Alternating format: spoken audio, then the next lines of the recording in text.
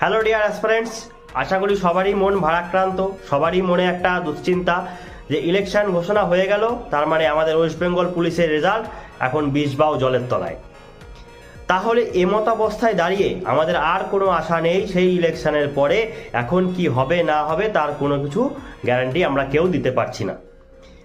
তবে এই প্রসঙ্গে আমি তোমাদের একটা গুরুত্বপূর্ণ কথা বলে রাখি, যেটা তোমাদের জ্ঞাতার্থে জেনে রাখা অত্যন্ত জরুরি, এবং যারা কম্পিটিটিভ ফিল্ডে পড়াশোনা করছো তাদের ক্ষেত্রে এই নলেজটা রাখা কিন্তু জরুরি, কারণ এটা থেকে অনেক সময় পরীক্ষাতে প্রশ্নও এসেছে।